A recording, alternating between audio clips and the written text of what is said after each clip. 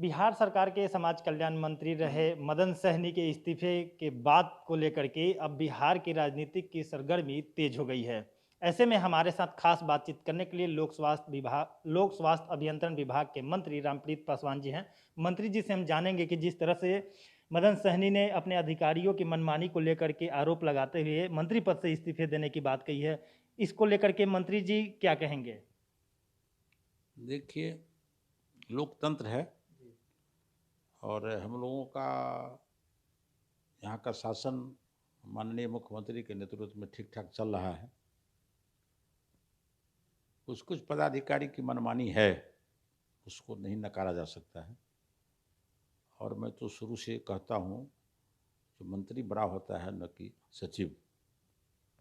और मैंने एक दिन चर्चा भी किया था जिसको मंत्रालय होना चाहिए, सचिवालय नहीं। और जहाँ कहीं भी मंत्री के मान-सम्मान पर ठेस पहुँचता है, तो स्वाभाविक है हम लोग जनता के बीच से आते हैं और जनता का बहुत सारा डिमांड रहता है, जो मेरा काम हो और सही काम के लिए हम लोग विभाग को रखते हैं, कोनो गलत काम के लिए नहीं रखते हैं। तो मदन जी हमारे मंत्री हैं और माननीय मुख्यमंत्री जी के नेतृत्व में हम लोग काम करते हैं, तो मुख्यमंत्री से अपना बात करेंगे और हम समझते हैं जिसका निदान आपस में हो जाएगा। क्या सर लगता है कि आपके भी विभाग में इस तरह की मनमानी है? नहीं, मेरे विभाग में इस तरह की मनमानी नहीं आपके है। विभाग मैं जहाँ हूँ, हमारे सेक्रेटरी और जो भी पदाधिकारी है, मेरे यहाँ मनमानी नहीं है और जो भी कार्य चलते हैं, हम लोग आपस में सामंजस्य करके उसको निराकरण कर लेते हैं। मंत्री जी लेकिन मदन सहनी ने साफ तौर पे यह खुलासा किया है कि सिर्फ एक विभाग की नहीं बात है, लगभग सभी विभागों की यही हाल है जहाँ पे मंत्री की बात नहीं सुनी जाती, उनकी बातों को अनदेखी किया जाता है। मैंने कहा ना, जो ये कुछ कमी है, तो उसमें है, ऐसा नहीं उसको नकार नहीं सकते हैं हम, ऐसा है, लेकिन बहुत जगह नहीं भी है, लेकिन कुछ जगह है, तो उसको हमारे माननीय मुख्यमंत्री जी देख लेंगे और उसको अपना आपस में ये हो जाएगा। क्या मानते हैं कि विपक्ष को एक मौका मिल गया है? विपक्ष लगातार ये हमलावर हुआ करता था कि सरकार 2 से 3 महीने में गिर जाएगी, विपक्ष को तो मौका मिल गया। नहीं, नहीं, न इससे सरकार गिरेगी और न विपक्ष को कोई मौका मिलेगा। विपक्ष के पास क्या एजेंडा है बिहार में? लगता है आपको इतना बड़ा कोरोना महामारी हुआ, विपक्ष के नेता कहाँ थे? अब सारे लोग इस बात को जानते हैं। कहीं देखे क्या इनका चेहरा? और हमारे जो विपक्ष के नेता हैं, इनको अपने हमारे प्रधानमंत्री और हमारे मुख्यमंत्री और इस देश के लोकतंत्र पर तो आस्था नहीं है। वो विदेशी सुई लेते हैं। अपने देश पर विश्वास ही नहीं है, अपने देश के मेडिसिन पर विश्वास नहीं है।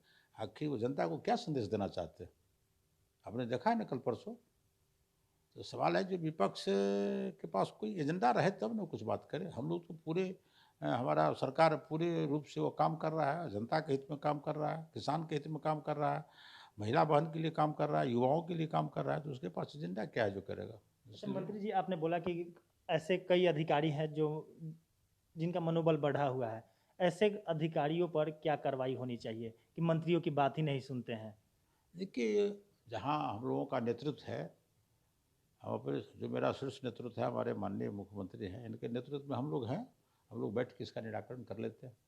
ऐसा भी लगता है मंत्री जी कि कहीं न कहीं मंत्री भी अपने गरिमा को लेकर के या अधिकारी के बीच में उस तरह से अपना नहीं रुख दिखा पाते हैं, जिस कारण से जो अधिकारी हैं, वो अपना मनमाना करते हैं। देखिए, विभाग सामंजस्य से चलता है और मैंने बताया जैसे कुछ पदाधिकारी को यदि ईगो है, तो ईगो से काम थोड़े चलता है। हम लोग जो सही बात कहते हैं, जो विषय को रखते हैं और टोटल काम नियमानुसार होता है, नियम के विरुद्ध तो हम लोग करते नहीं हैं। तो जो नियमानुसार होता है और इसमें प्रशासन में जो लोग हैं जिस पर अनुशासनहीनता है, जिसमें काम में कहीं गड़बड़ी की है, कहीं कोई भ्रष्टाचार है, तो ऐसे स्थिति में हम लोग तो चाहते हैं जो ऐसे पदाधिकारी हम लोगों के बीच नहीं रहे, उसका तबादला हो।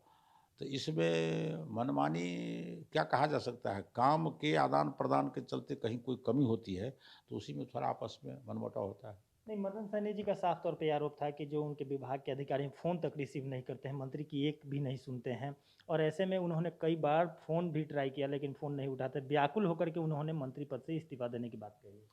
यदि वो पदाधिकारी फ़ोन नहीं उठाते हैं तो गलत है। उसको निश्चित रूप से हमारे मुख्यमंत्री जी संज्ञान में लेंगे। मंत्री का फ़ोन नहीं उठाना तो सरासर गलत है, सरासर गलत है। मदन सहनी को मनाने को लेकर के आप लोग क्या करेंगे? मदन भाई हम लोगों के साथी हैं और मंत्री भी है, और हम लोग नेतृत्व में विश्वास करते हैं। हमारे माननीय मुख्यमंत्री जी उसको मना लेंगे, ऐसा कोई नहीं। तो निश्चित तौर पे मदन सहनी को मनाने के लेकर के बीजेपी हो या जदयू, जितने भी मंत्री हैं, विधायकगण हैं, सभी लोग मनाने में जुटे हुए हैं। हालांकि मदन सहनी ने ईटीवी भारत से कल खास बातचीत के दौरान उन्होंने साफ तौर पे कहा कि हमने मुख्यमंत्री को इस बात की जानकारी दे दी है, लेकिन ऐसे में उन्होंने साफ तौर पे बताया कि हमने मन बना लिया है कि मंत्री पद से इस्तीफा देंगे तो देंगे। हालांकि जदयू में बने रहने की बात मदन सहनी ने क्लियर कर दी थी। ऐसे में देखना यह होगा कि जिस तरह से राजनीतिक सरगर्मी बढ़ गई है, ऐसे में आगे क्या होगा। सहयोगी राजीव रंजन पाठक के साथ नीरज कुमार, ईटीवी भारत, पटना।